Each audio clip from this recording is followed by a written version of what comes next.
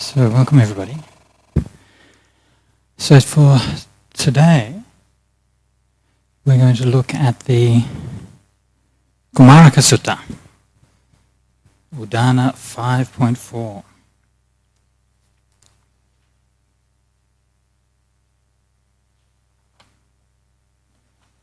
And the reason that I chose this sutta, because I like it a lot for a number of reasons. And I'd often mentioned this sutta and used it in teaching and so on, but it's one of those ones that I'd read years ago and then I'd kind of forgotten where it was.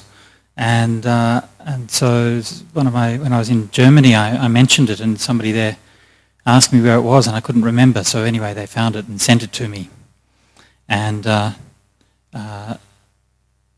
was just before somebody said, "What sutta do we do for the class this week?" So I said, okay, we'll do this one.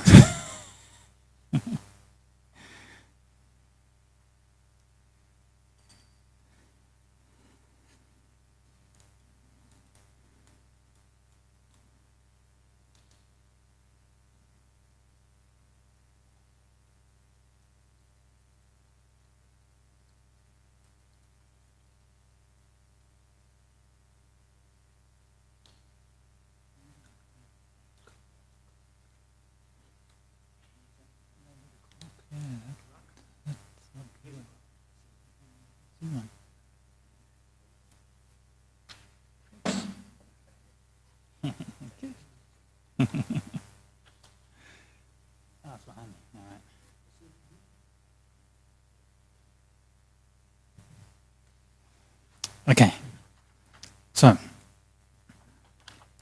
since it's obviously a very nice and short sutta, we'll start out just by reading through it. Thus have I heard. At one time, the gracious one, according to this translation, the gracious one was dwelling near Savatthi in Jeta's wood in Anathapindika's monastery. And at that time, many young boys who were between Savatthi and Jeta's wood were catching little fish. Then the gracious one, having dressed in the morning time after picking up his bowl and robe, was entering Savatthi for alms. The gracious one saw those very many young boys who were between Savatthi and Jeta's grove catching fish. Having seen that, he went to those young boys, and after going, he said to those young boys, "Are you afraid, boys, of suffering? Is suffering unpleasant to you?" And they replied, "Yes, Reverend Sir, we are afraid of suffering. Suffering is unpleasant to us." Then the gracious one, having understood the significance of it, on that occasion uttered this exalted utterance. "If you have any fear of suffering, if suffering is unpleasant to you, don't do any bad deeds, whether in the open or in secret. But if you will do, or now do bad deeds, if you will do, or now do bad deeds," is that how it goes? Something like that. "For you there is no freedom from suffering, even after going while running away." Now, the last verse, phrasing of the last verse in the translation is a bit obscure, but I'll come back to that in a minute.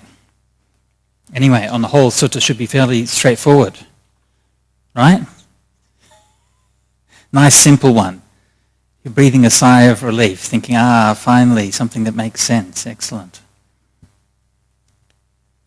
So, I'd like this to be give you a chance for discussion and so on, and so I don't want to talk too much. But anyway, I will start out by just giving a little bit of background and so on in this particular collection and the sutta.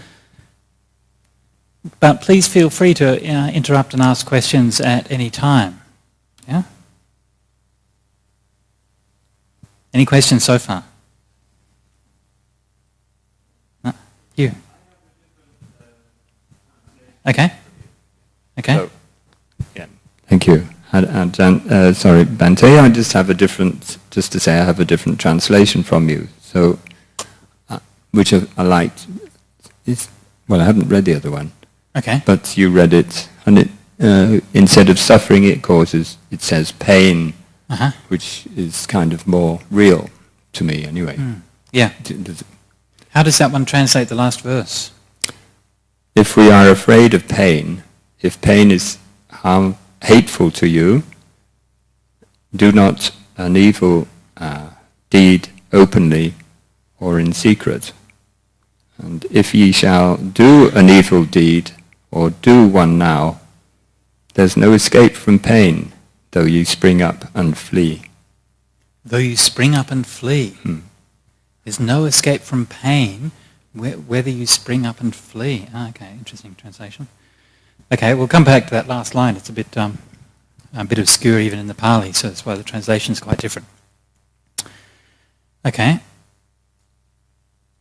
So yeah, the pain versus suffering, which one's better? See, the word in Pali, of course, is dukkha, right? And dukkha, of course, has a range of different meanings, and one of the meanings, obviously, as here, meaning just simple physical pain, right? And that's what he's asking about. So sometimes this is one of the reasons why this sutta is interesting, because obviously it's a teaching for children, right? And there's not many teachings for children that we find in the suttas. Yeah? So this is quite interesting to look at how the Buddha approached education for kids, right? So this is actually very interesting, because this is something that comes up all the time. People always coming to me and wanting me to do classes for kids and stuff like that, and they're wanting me to teach their children about Buddhism. And I use this sutta as an example for how it's completely unnecessary to teach their children about Buddhism, because they already understand about Buddhism. And then I use this sutta to show. Yeah? Because of course the point of the sutta is that the kids already know what's right and what's wrong. Yeah?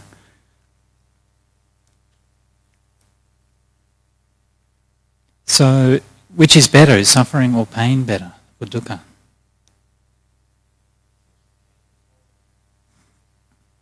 Right? Pain is more... Yeah. Pain is more instinctive, but pain can also be mental suffering. Nicholas?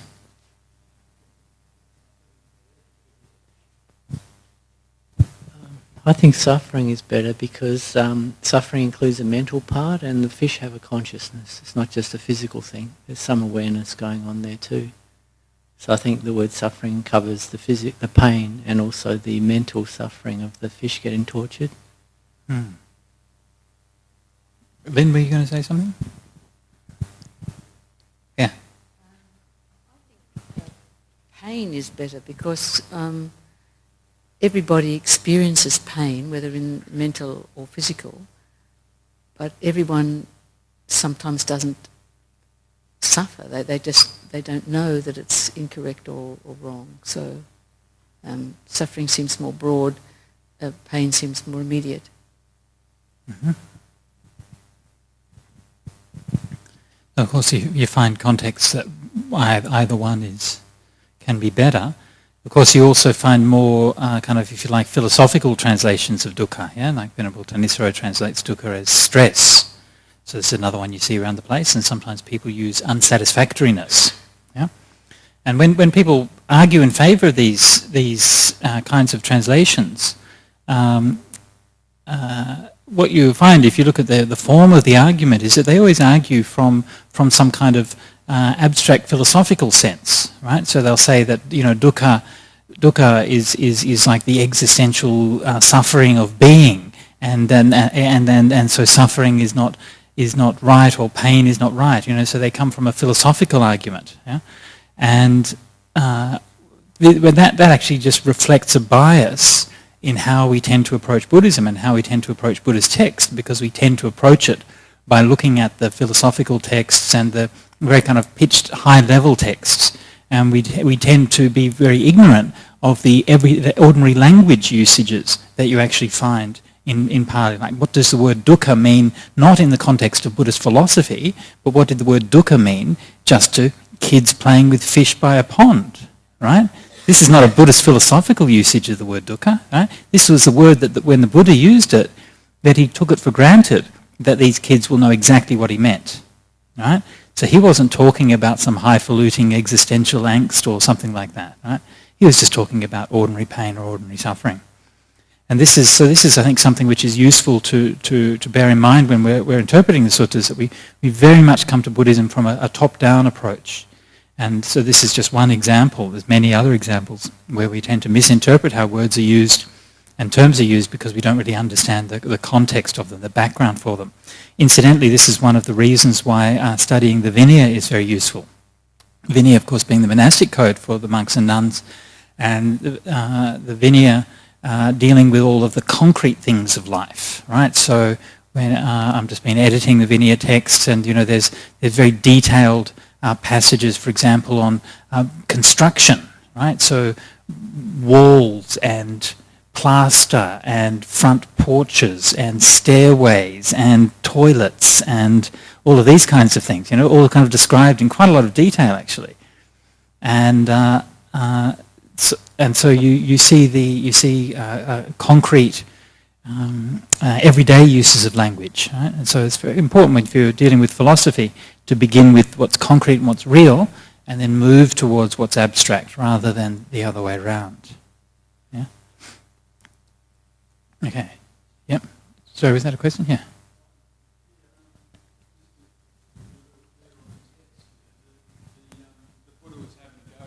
Catching fish, is that right? The Buddha's having a go at the kids for catching fish. Well, I don't know if having a go at them would be an entirely accurate description of what's going on. Okay. Okay, let's just... Well, go on. I was just thinking about what you said about how the young boys would interpret the word, or whatever the word dukkha means to them. And just remembering back to similar instances when I was a kid, I guess, and there's a lot of fear and guilt and fear of punishment. Okay. Would be emotional pain and suffering around guilt and fear of punishment. So do you mean specifically when you're catching fish, or no? Just or torturing ants, something like that. And so if you did that kind of thing, then you'd feel guilty and be afraid of punishment because of it. I guess there's two aspects of that. I'd feel probably if I was caught, if someone pointed out to me that perhaps what I was doing was wrong, that would probably cause me to reflect on what I was actually doing to the fish or the ants. There'd be some fear of punishment, but also some shame that I'd been caught out as well. It's not a straightforward emotional suffering. There's a lot of dimensions to it: fear of punishment, shame, being forced to actually connect with maybe the consciousness of the creature that I was hurting. Yeah, and that of course would vary from kid to kid, wouldn't it? Right? Some people just feel kids would just laugh it off, and others maybe imagine if it's the Buddha who's telling you stuff, right? Not just mum and dad. The fact that they were running away at the end was perhaps they felt that they were being told off. Oh, maybe. So they ran away. Maybe. Well, have a look at that line in a bit more detail. It's a bit unclear exactly what that line means, actually. Anyway, okay, so kind of imagine the scene, right? So you could put yourself back into that time and place. Anyone here been to India? Has anyone been to Jetavana? Yeah? So a few of you have been to the Jetavana, so you know what it looks like, and you know where Savatthi is, right, relative to Jetavana. So it's a bit of a walk away, but it's not too far away, right? So the Buddha's going for alms round as he always would, yeah. So he gets up in the morning, puts his robe on, takes his bowl, yeah, and walking out for alms. And this, of course, is the regular activity that the Sangha would do. And I think it's interesting that it's something that the Buddha would still do, right? I mean, the Buddha had lots of very wealthy supporters and lots of people who were looking after him and so on. If he wanted to set it up so that he could just have meals in the monastery or whatever, then he could do that very easily.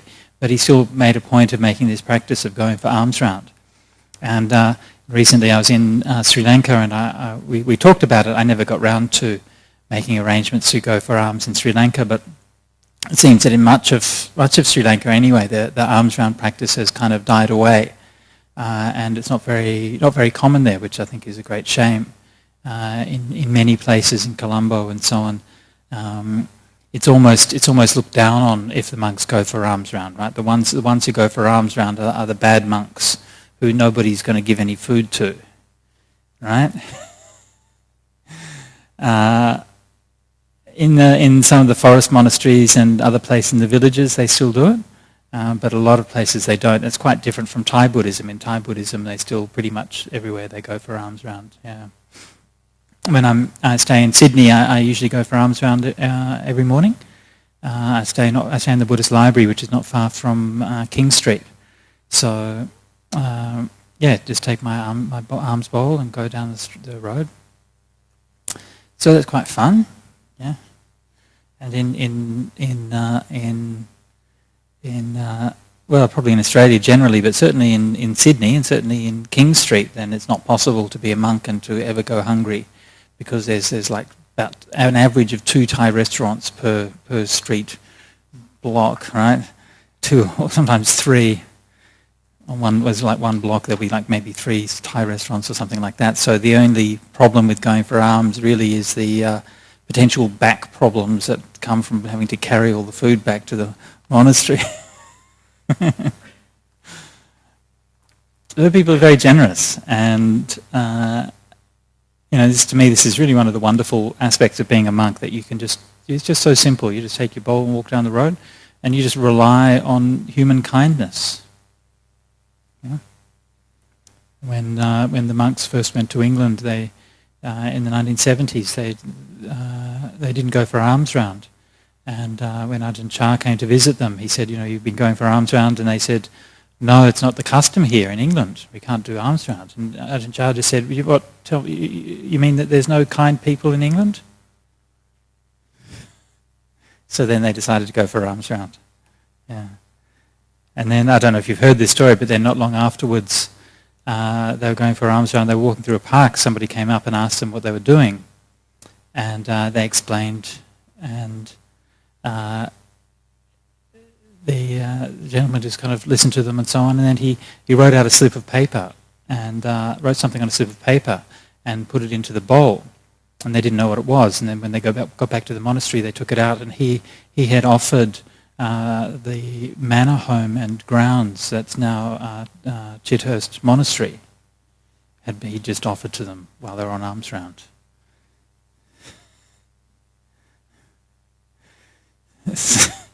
So sometimes you just got to put yourself out there. I don't know if you noticed, but in the papers recently there was some scandals because of the fake Buddhist monks going out and begging for money. Did you read about that? Yeah? Everyone was like, oh, this is so terrible. Oh, how could they do that? I was like, that's fantastic. We finally made it as a Buddhist country, right? There's finally enough Buddhists here that people can actually come here and make money out of it and scam the Buddhists. I thought we finally we hit the big time. I've been in Malaysia and Singapore. This has been an issue there for many years, as well as in Thailand. They've had some problems with this as well. So anyway, now they've got these guys dressing up. And anyway, I was in Sydney while that was happening, and it didn't seem to affect me. I still got enough to eat, so I didn't worry about it too much.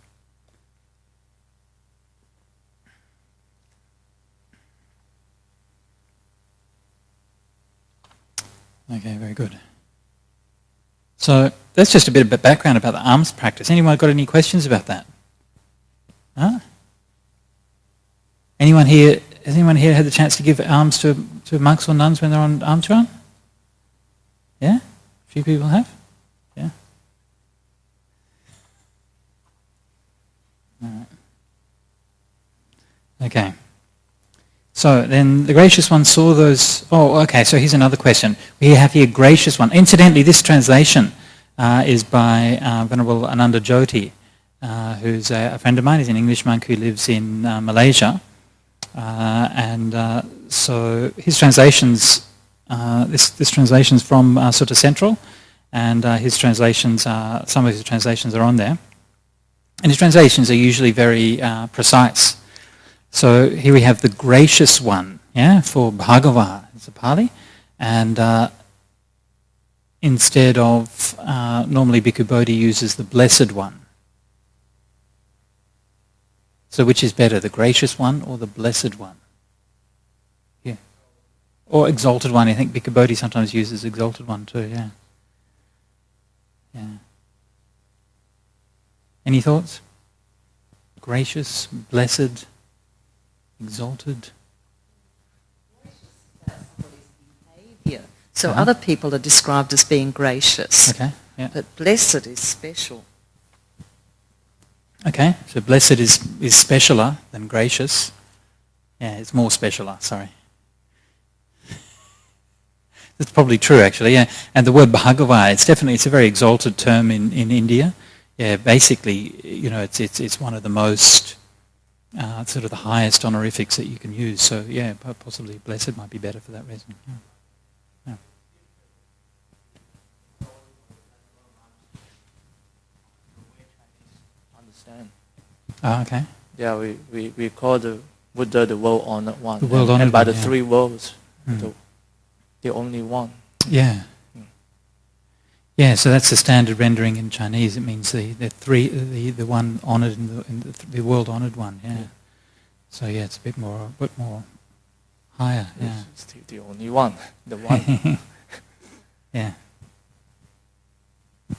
Yeah. Okay.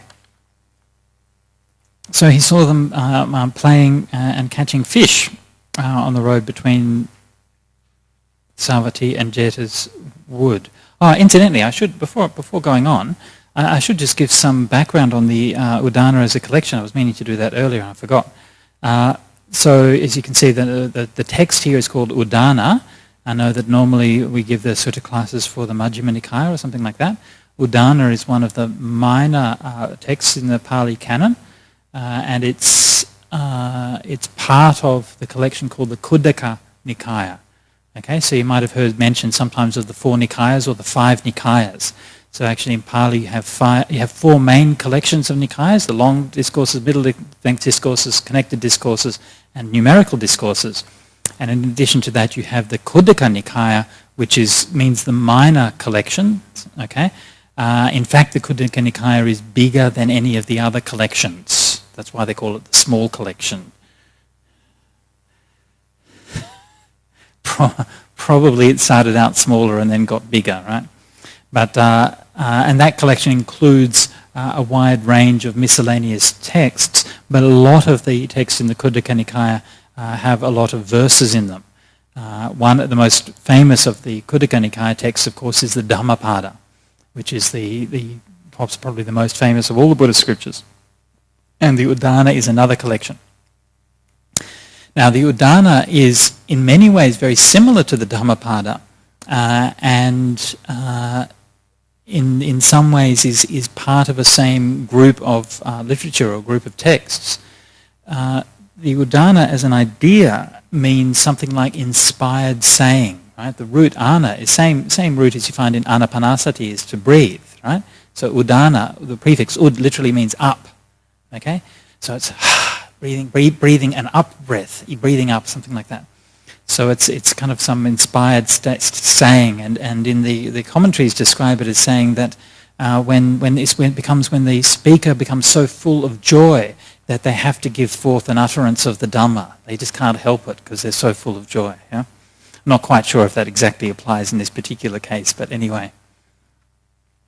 So and the Udana is one of the 9 Angas, which is a group of texts which is the earliest collection of Buddhist texts which is mentioned in the scriptures themselves. Right? So before we had the Tripitaka, before we had the Nikayas, before we had the Majjhima and Digha and so on, the discourses were organized in a framework called the Angas, which is 9 Angas. And one of those 9 is the Udana. So what exactly the Udana meant in that very early framework of the Angas is not entirely clear. Whether it was identical with the book we have today seems unlikely, but it was probably a collection of material which is similar to or related to the text, the Udana we have today. like many of the Khuddaka books, the Udana exists in a number of different versions, although there's no versions that very closely correspond with the Pali text that we call the Udana. And in fact, in most of the other versions, a text called the Udana, there's no stories in them. They're just the verses. Okay, we have a couple of Sanskrit texts called Udana or Udana Varga, and similar texts also in Tibetan and Chinese. And these, if you take the prose introduction and prose backgrounds out of them and you just have the verses, you end up with something which pretty much looks like a Dhammapada. Okay, so it's a collection of verses arranged by topic. So each verse in each in the Udana, each chapter has 10 suttas, and those 10 suttas sort of loosely follow a certain theme. There are certain details in the verses themselves that suggest that the Pali collection originally also existed without the narrative sections. Okay, so for example, we find in some of the verses that there are connections between one set of verses and a previous set of verses. Okay, whereas now these are separated by narrative sections, but actually this verse here will connect with that verse there, even though they're now in separate suttas. So it seems that originally the collection was just the verse collections. And very often what you find in the Indian literature is you find like a form, almost, in fact this is almost universal. It's so widely spread in the Indian literature. You have this form of an exposition and a summary and exposition. Okay, so a teaching in brief, and then the teaching in more detail. And the teaching in brief was often what was captured and preserved in the literal form. Okay, in this case, the teaching in brief being the verse itself. Yeah, it's like the seed, and then around that seed would be the oral commentary, which would be more free-flowing, more adaptive, more responsive to the environment, and would express the personality of the speaker and so on. Much the same as what I'm doing today with this sutta class. Right? So with this class, we're taking a text, which is the summary, and then I'm giving an exposition and more explanation about it. And that's the way that all of these texts were passed down in the Indian tradition, right? Except here the text itself would have been just the verses, and then the summary, the background would have been something to give a bit of life and flavour and colour and context to the verses themselves. So for that reason, what we sometimes find is that the verses and the background stories don't really agree all that well. Okay, there's sometimes a loose connection between the verses and the background story. So for example, if you look at this particular one, there's nothing particularly in those verses that connect it with that story. Okay, I mean it's generically connected with the story. It talks about suffering and fear of suffering and so on. It's not inappropriate for the context, right? But it doesn't specifically mention about the boys and the fish and all of those details that make that story unique, right? So in fact, you could use those same verses to illustrate a number of different stories, right? They're not kind of tied down to this one particular context. They're not so specific. So in many cases, we can imagine that the story developed as a way of illustrating the verses, and so this is why you often find that in different editions, in different versions, that the story might differ, that you have the same verses with a different story as a background to them, and so on. Right? Yeah.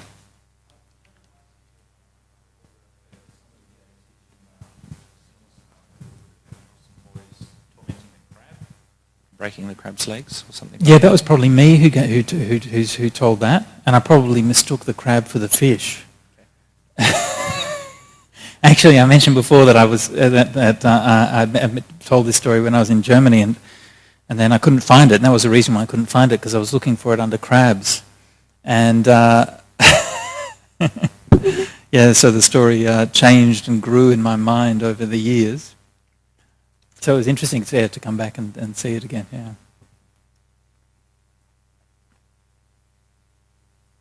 There's another similar one in the Udana with the snake in it as well. Yeah.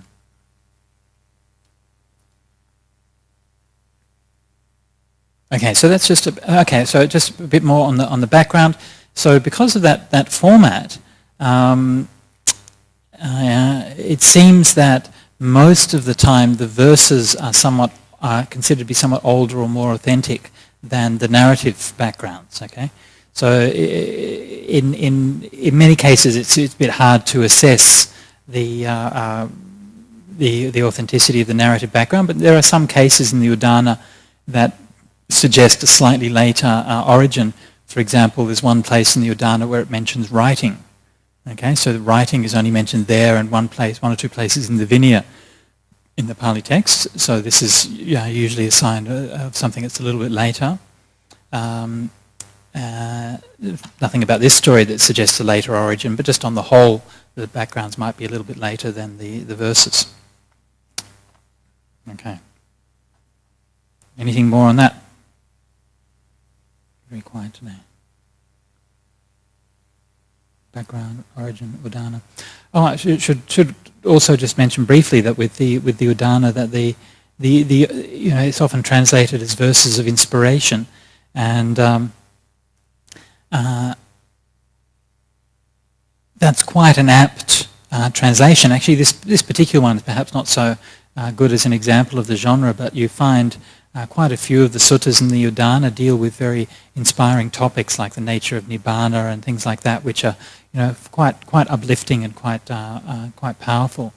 So it's a very nice collection if you read the translation. It's a good translation by John Ireland, as well as the translations are available on Sutta Central. And so it's a very nice smaller collection to read. Okay, so back to the sutta. The Buddha's walking along the road. So I want you to picture in your mind's eye what it's like for the Buddha to walk along the road. Notice that he isn't like floating 3 feet in the air. He's not radiating golden, multicolored light around him. There's not thousands of devas following him along. You can add those details in if you like, but they're not actually there in the text. I was in Sri Lanka recently. I attended a film screening for a new film on the life of the Buddha. Sri Siddhartha Gautama, it's called. Actually, I'm not sure if they're coming to Perth, but they're bringing the film to Australia soon. They're doing a screening in Sydney. I'm not sure if they're doing a screening here. Are they? Okay. Oh, okay, so the Sri Lankan Temple's organising. Okay, so do you know what the date is? Okay, good. So yeah, if you get the chance, then it's very nice, nicely done film production. It tells the life of the Buddha from his birth up to the night of his enlightenment, right? So it stops. It ends with this cliffhanger on the night of his enlightenment, and you're like, you don't know what's going to happen next, so you have to come back for the next one. And one of the distinctive features of that film is that there's no miracles, right? So there's no walking on lotuses and none of these kinds of things. Yeah, it's all completely straight. Yeah. So quite nicely done like that, and it focuses on the emotions, especially of like the going forth when Siddhartha was leaving home, and then the impact that had on him and his family and his wife and all of these kinds of things. So yeah, very very kind of quite movingly done and quite nicely done. None of that stuff. No. Yeah. I think it might be there was a dream. I think Maya had a dream and things like that. But dreams aren't really supernatural, are they? Yeah.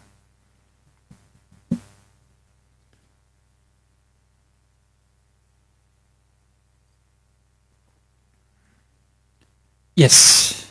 Is it in English? Yes, it's in English. Yeah, I think they did multilingual versions of it.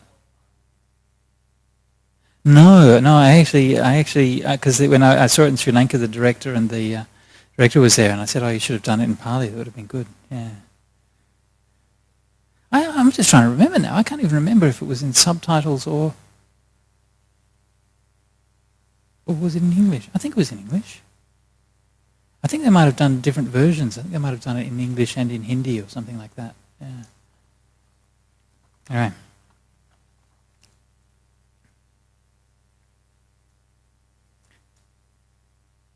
So, okay.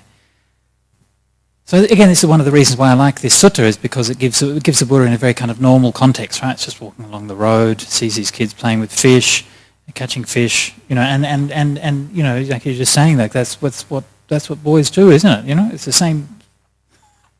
The kids, it's the same thing they do today. Having seen them, he went over there and said to them, "Are you afraid, boys, of suffering? Is suffering unpleasant to you?" And this to me is the crux of the sutta and the most important part of it, the most interesting part of it. He doesn't tell the boys, stop, right? He doesn't tell them you're wrong. He doesn't tell them you're naughty, yeah? And this is to me is such an important thing, yeah? And this is so characteristic of the Buddha's teaching style and the Buddha's method. Instead, he treats the boys with respect, right? Asks them a question: are you afraid of suffering? Is suffering unpleasant to you? And then they give the answer. Yeah? So there's only a kernel there, right? But to me, there's a kernel of a teaching method and an education method right in there. Yeah? Not trying to force Buddhism on people, right? But trying to draw out the knowledge and the wisdom that people have, even young kids. And the etymology of the word education, right, is to educe, right? So to educe is like from a duct, like a air conditioning duct or something like that. So to educe is to draw out, right? To draw something out, and the use of the word in that kind of sense derives from the Socratic method, where Socrates believed that every person knows the truth, right? You all know everything already, yeah? And the reason that you know everything already is because you learnt it in your past lives, yeah? And this is not just an incidental. This is something which histories of Western philosophy kind of gloss over, but actually all of the Greek philosophers believed in rebirth. And for Socrates, his belief in rebirth wasn't just an incidental sort of metaphysical belief. It was the foundation of his whole approach. And his whole method, they call the Socratic method, is built on the assumption that we all know everything because we've learnt it in our past lives. Yeah? And so that, if you look at the Socratic method, is always this method of question and counter-question. Yeah? That's how he always would be in these dialogue, right? Exactly the same, but it's a much simpler one here that the Buddha's giving, but it's the same idea, that you're assuming that that person knows the answer, and your job as an educator is to not tell them what's the truth, but to draw out from them the wisdom which they already have. Yeah? This is to educe. And Socrates actually demonstrated this when he wanted to prove his point, prove that this was the case. He did it by questioning a young slave boy. Right? Again, the same kind of example of putting it in a context of educating children. I can't remember what the name of the dialogue is now. One of the Socratic dialogues, and he says, if you want me to prove this, he says, okay, this is slave boy here, and they were just talking, and he says this kid understands geometry. Right? Of course, in ancient Greece, geometry was one of the highest and most advanced of all of the sciences, right? And so to suggest, and it was something, you had to do long years of training and so on to be able to master.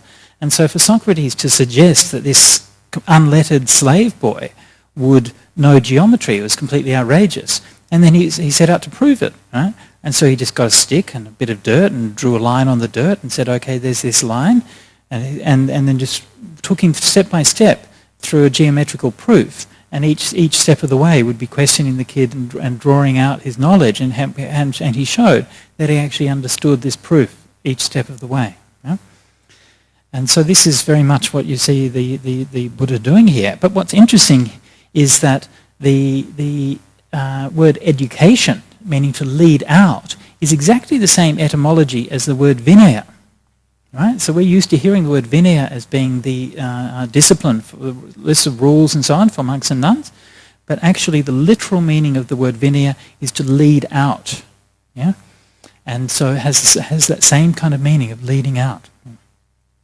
So here he's assuming that the kids already know what's right and what's wrong, and so his job is to question them and get them to become conscious of it, right?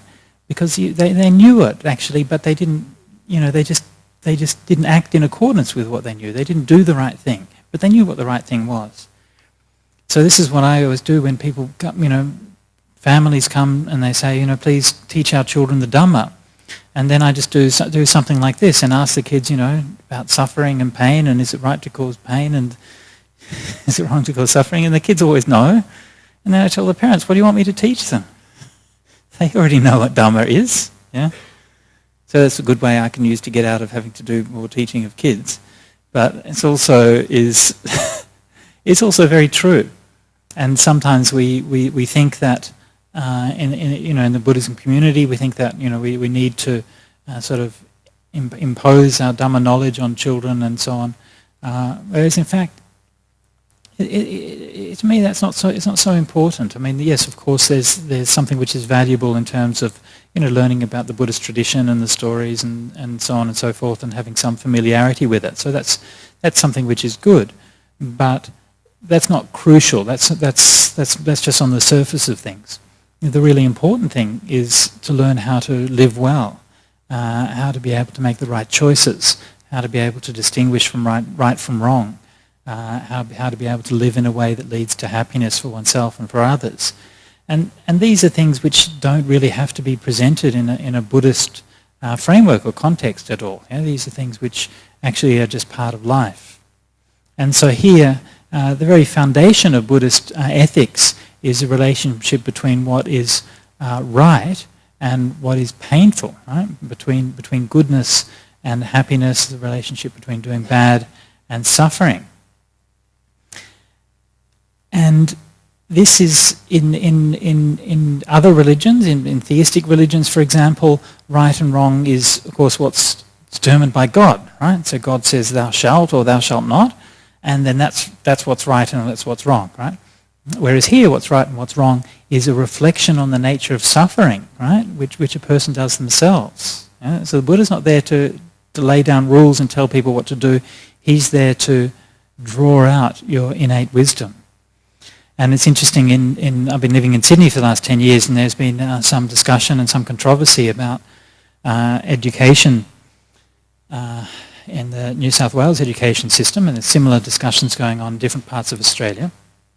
And the situation that we had in New South Wales, or we still have, is that you have what's called SRE and GRE, and SRE in the primary school, special religious education, basically is where the different religious groups, religious organisations get teachers and they send them into schools and they teach the kids about their own religion. And this is something which is quite problematic in many ways because there's no oversight from the government or the school about what's actually taught in these classes. So obviously in many cases it's fine, but in some cases it might be quite questionable.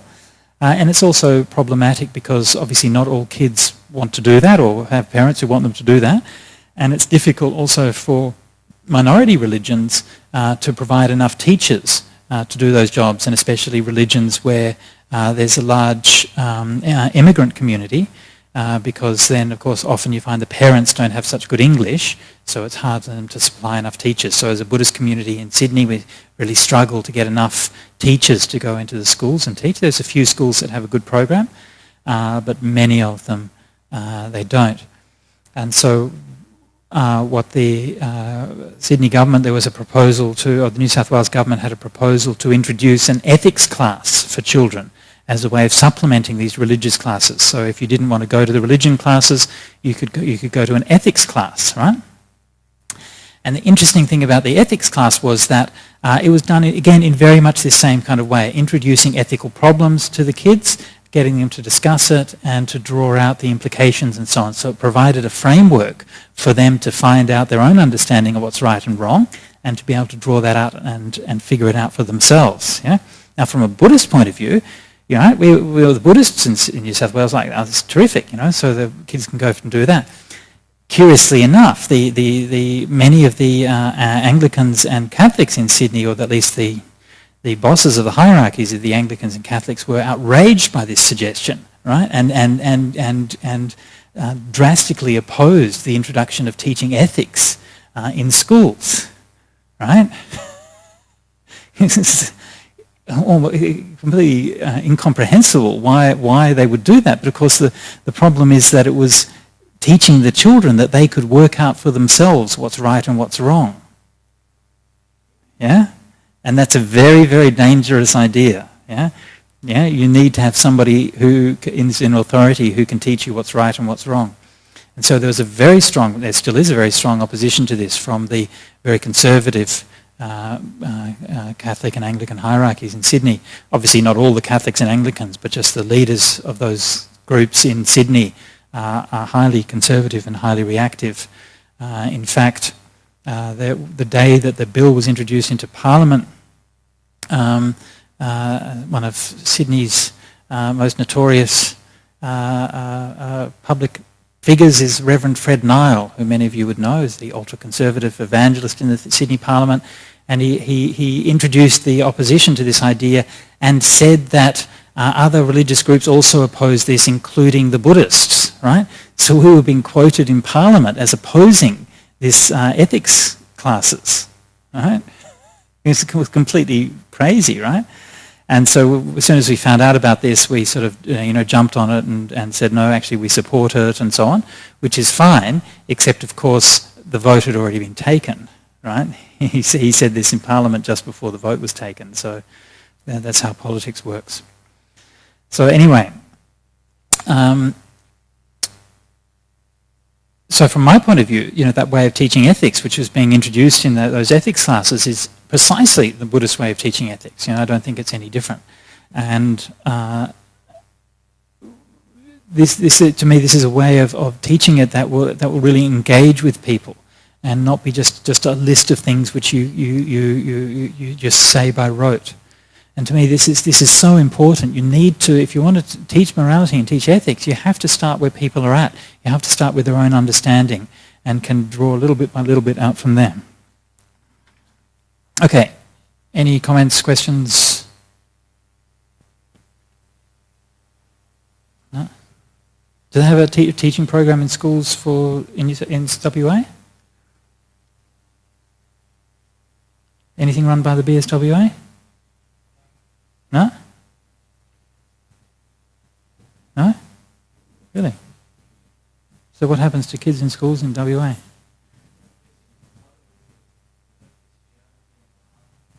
They learn Christianity and Baha'i. Excellent. Wayne?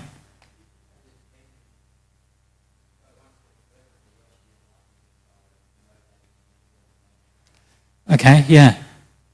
Yeah, that's true. Yeah, and I think that idea that you find in the Mahayana, where all beings are already enlightened, and I think this is where that notion, yeah, it's where that notion comes from. Yeah.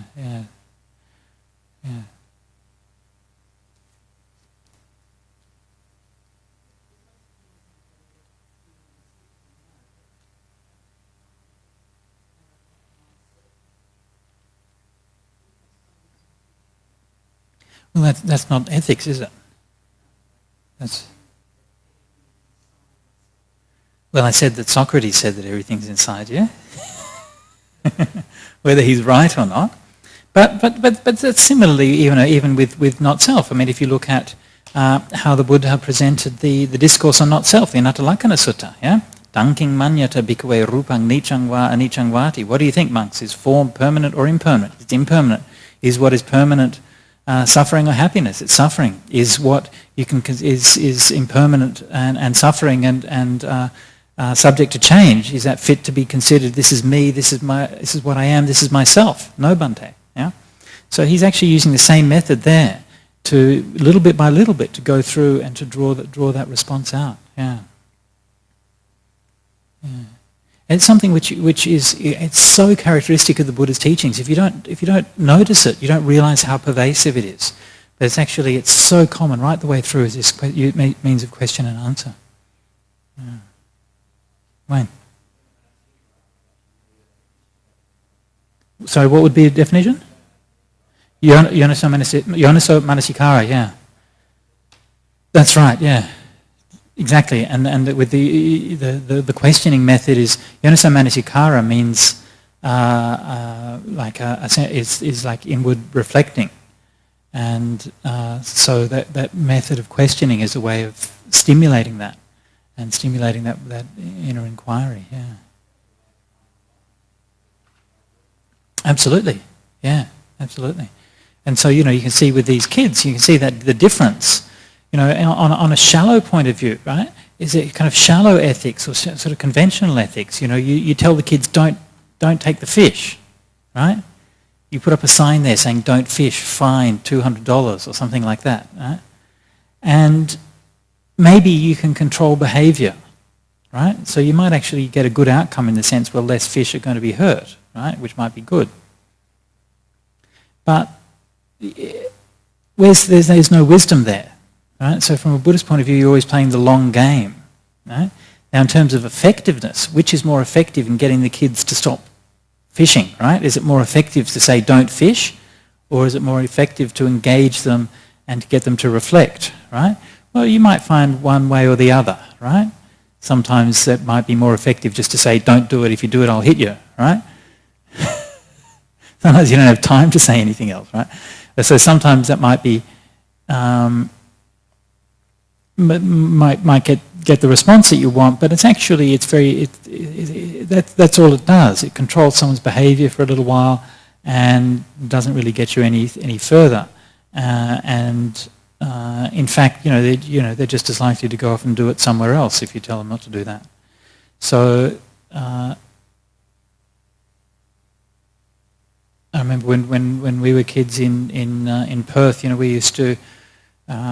we used to jump off the cliffs down on the riverfront down in near Attadale, down on the river there. There's some quite high rocks, and we used to go down and jump off them and so on. And then one of my friends, his mum found out we were doing this, and then she banned him. She said, no jumping off cliffs, right? And so he told me about this, and he said, it's more like a high rock, really, isn't it, than a cliff as such.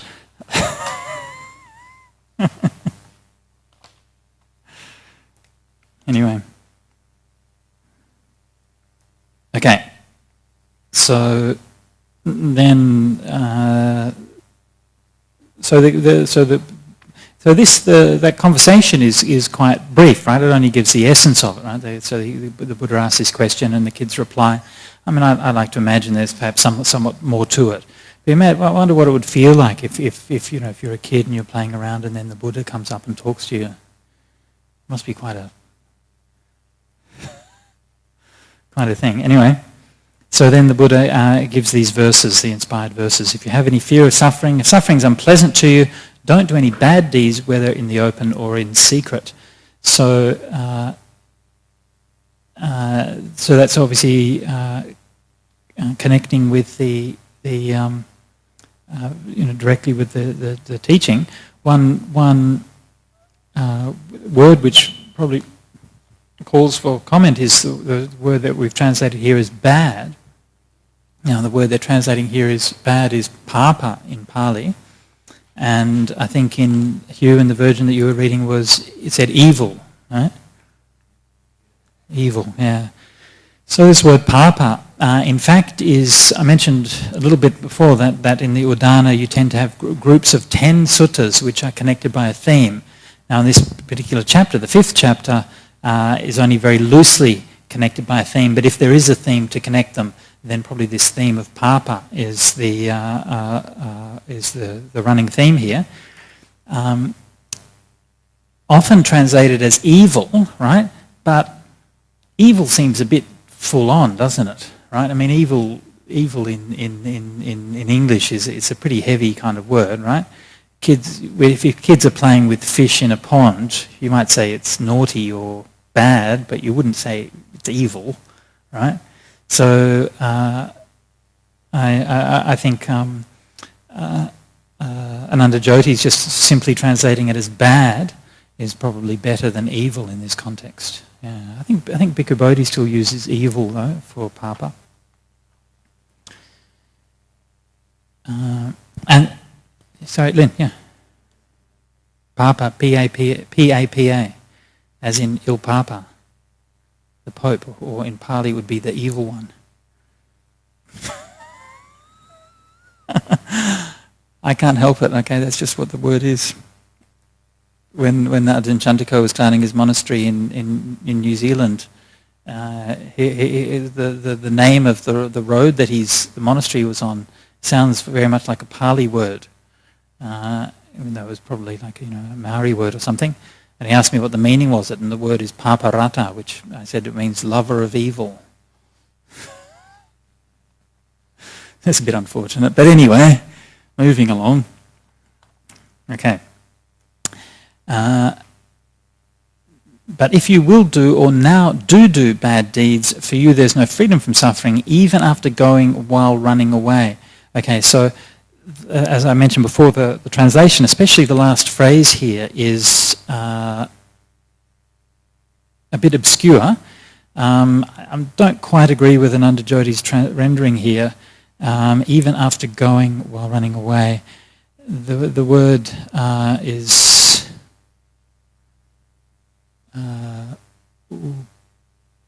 I'm just remember what the word is now. I think it's upecha. I think it's upecha.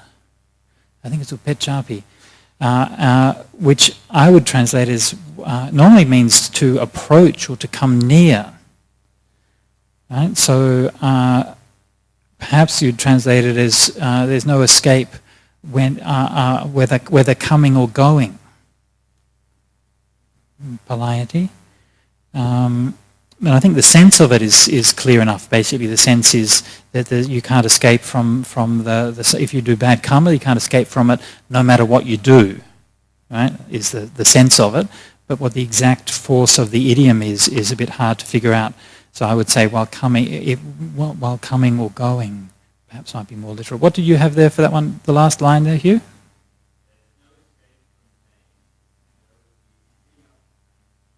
Though you spring up and flee, yeah. Again, upecha doesn't really mean to spring up. Yeah.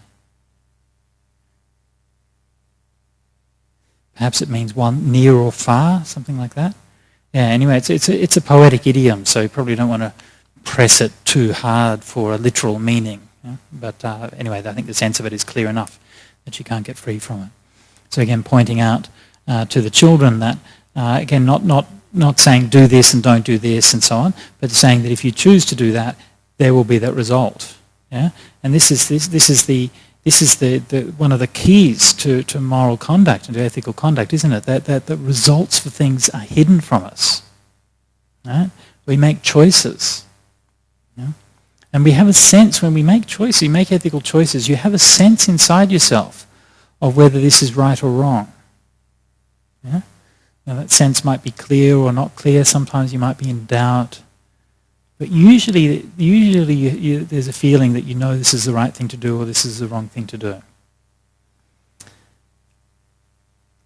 But what we often don't consider and what's hidden from us is what's the result of things. And unless we make an effort, right, you have to consciously make an effort to reflect about what the future result of it is. Then you can connect. And what you see is that there's a connection between that feeling of doing the right thing or not doing the right thing, and then what is the result? The result being suffering or happiness. And this is the fundamental basis of Buddhist ethics. So important to understand this. The basis of Buddhist ethics is the connection between doing good acts leading to happiness, doing bad acts leading to suffering. So in this way, Buddhist ethics is entirely empirical and utilitarian. Right? It's utilitarian in the sense that good and bad is intimately connected with the notion of what is pleasant and unpleasant. Right? So by utilitarian, I mean the utilitarian ethical philosophies developed in the 19th century England, John Stuart Mill and Jeremy Bentham and so on. And they developed this idea that we can base our ethical choices, what's right and wrong, on whether they result in happiness or suffering. Yeah? The standard formulation is that what brings the greatest good for the greatest number is regarded as being what's right. And that utilitarian philosophy in Western thought is quite radical and quite revolutionary because it grounds morality on human experience rather than grounding morality on either the dictates of a god or on some abstract philosophical notion. right? It's very much grounded on what's experienced. It's not grounded on understanding like Socratic philosophy of what is the right or what is the good, and the idea that it should be self-evident for you what's good and so on.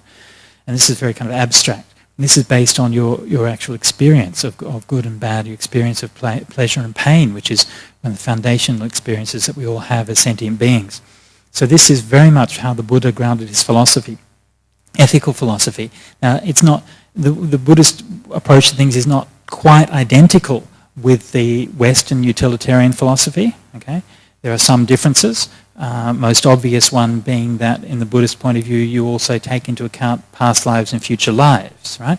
And the differences actually solve many of the great problems which Western utilitarianism has, right? So one of the big problems with utilitarianism is how come bad people sometimes are happy, right?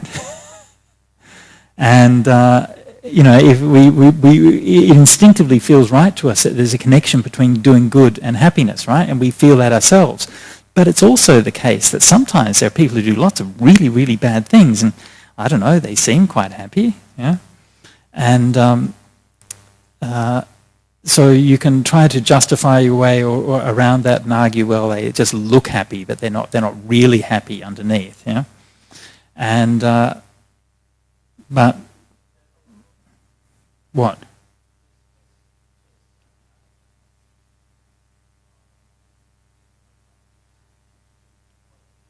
Well, exactly. How do you know?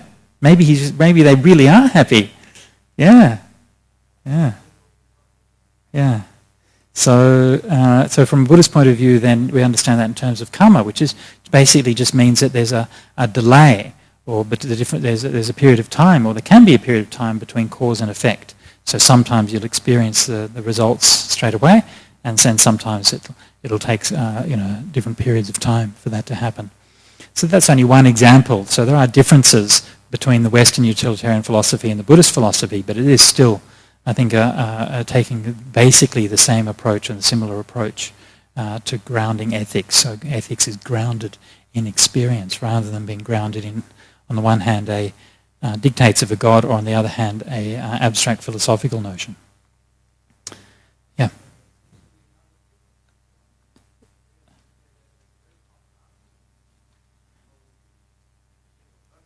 Yeah. Yeah.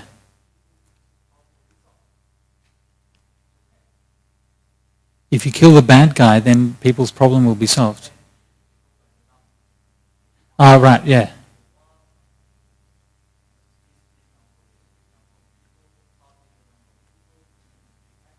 Right.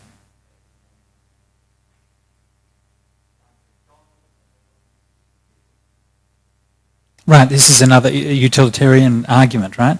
So yeah, you can justify. Okay. So, what? Yeah. Yeah. So this is another common argument with utilitarianism is if utilitarianism is correct, the greatest good, what is good means what brings the greatest happiness for the greatest number, then you could, in principle anyway, you can start to justify some what appear to be quite problematic things, right? So if you think somebody's going to be a murderer or whatever, then you can just take them out, right? I mean, this seems to be a fairly common practice, doesn't it? I mean, it seems to be policy of certain governments is that if there's somebody who's bad, you can just kill them, and that's okay, yeah? And that seems to be the kind of justification. Again, not really from that same point of view in Buddhism, because again we're taking into account the notion of karma, and so one of the differences is between Buddhism and Western utilitarianism is the emphasis on the intention that lies behind the act, which is what the karma is. So it's not just about what the result is, but also about the intention, right? And one thing that you find in philosophy, certainly in ethical philosophy, right? If you try to make it if you try to base it on one thing, right? You always end up with that kind of counterintuitive result, right? Moral philosophy is an attempt to provide a theoretical framework which can sort of consistently and coherently account for our moral intuitions, right? So it can explain why we think some things are bad and some things are good, and can give us guidance in areas where it's hard to find those things out, right? But almost every case, you can find that whatever moral philosophy you choose, if it's based on one simple principle, it will always lead to some ridiculous or revolting, counterintuitive conclusion. Yeah? And so, from the Buddhist point of view, rather than choosing just that one thing, or what's the greatest happiness for the greatest number, but it's also about what is your intention. Right? So these two things always working both. It's both the result and the cause. And so it's much more interactive. And then that gives it more flexibility and more, it's more responsive and more, it doesn't tend to lead to those kinds of extreme results. Okay? So, for example, in that kind of case, you can say, well, if you can kill one bad guy, that can stop him from killing a lot of others, and that's going to lead to the greatest happiness of the greatest number, right? But then what is your intention, right? So by your intention to kill, you're creating the bad karma of killing, which is going to result for suffering for yourself in the future. Yeah? Whereas that person's intention to kill those other people, right? They're going to die, so they're going to suffer now, but they'll be reborn and so on later, right? Yeah. So you're taking into account those intentions. So what you might in fact argue is by killing that person, you're stopping them. What you're really doing is not stopping them from killing, but you're stopping them from committing the bad karma, which is going to cause suffering for them in the future. Yeah? So that should be your justification. Right? Of course, from a Buddhist point of view, you'd say, well, look, if there's another way of doing that, that would be much nicer, right? Perhaps you can persuade him to do otherwise, or if you can't persuade them to do otherwise, you might want to lock them up, yeah, or something like that. But also from a Buddhist point of view, we don't have to conclude that something is either black or white. That's another very important aspect of Buddhist ethics, right? There's black karma with black result, white karma with white result, black and white karma with black and white result, right? And neither black nor white karma with neither black nor white result. Yeah? So in this case here with the boys and the fish, it's pretty straightforward. They're hurting the fish. It's not really doing any good for anybody. So it's a bad thing, and so it's not a good idea to do it. But in some cases, you might wonder. So you might think, well, look, if this man is a serial killer and he's going to go off and kill another 6 people, am I justified in killing them now? Let's assume that there's no other choices. And you might think, well, this is a black and white karma. It's white because I'm going to save those other people, but it's black because I'm going to commit the act of killing this person. Okay? So that's a kind of mixed karma. And when you might think, well, it's not justified, right? You might think that it's not for me to play that kind of role, right? The problem is, though, that you just have to jiggle the numbers a bit, and that eventually it becomes hard to refuse, right? If you can, and the ultimate example is, should you kill Hitler, right? So, really, would it be right to kill Hitler in order to stop tens of millions of people from dying in the Second World War? I think, most people, even if they're Buddhist monks, would probably struggle with that one, not having the opportunity, if you had the opportunity to kill Hitler. You'd be happy to leave Hitler to make those choices?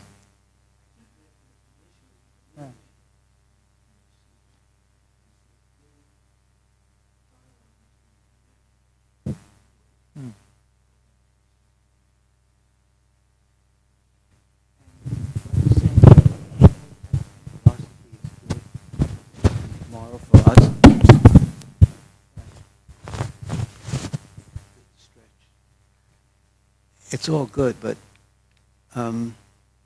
what was he doing? He wasn't talking about karma, because little children really can't understand karma, because they understand what's happening right in the moment, nothing else. So how did he teach them? What was he doing? What was the process that he was using? He was just saying, as me, so you. That's the Buddha's teaching. As the fish, so you. As you, so the fish. If your mother, if someone killed your mother, how would you feel? Oh, I'd feel terrible. So you don't kill someone else's mother. If you kill the fish, how are they going to feel? They're going to feel bad. How would you feel if someone killed you? I think that's the real issue.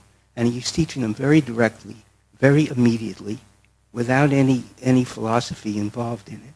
And they could understand that right away, as me, so you. That's the teaching. And that is the Buddhist teaching, always. Immediate, akalika, rather than in the future. I don't believe in this idea of karma. I mean, there is karma, but you don't have to understand karma. As me, so you. As I do right now, if I kill Hitler right now, how am I going to feel? What is this idea about saving all the world? It's just an idea. It's still, you're creating bad karma. And if everyone had this idea, the Buddha is always going to the absolute. And the absolute is not to hurt anyone. That is the most important, because otherwise it keeps going. The whole thing keeps going. There's no end to it. Everyone is safe with me, hopefully. I hope so. Does that make sense? I don't know. Thanks. Okay, very good. Okay, so I think the class is supposed to finish at 4:15, is that right? Supposed to wrap up? Yeah. So it's now close to finishing time. Any more questions before we wrap up?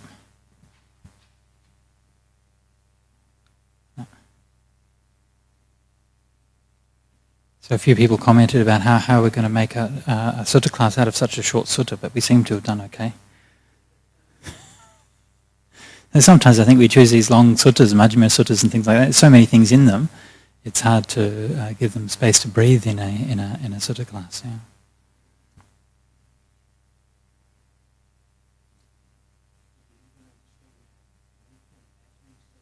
Yeah. Oh yeah. Oh look, that's right. Yeah, yeah. If we were really to take that on board. Yeah. Yeah.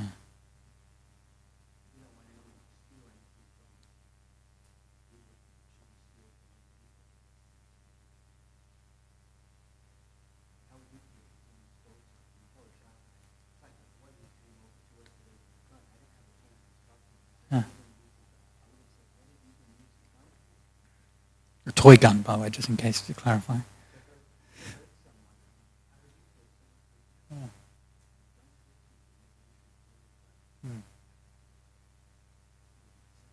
All right. So let's finish up by paying respects to the Triple Gem.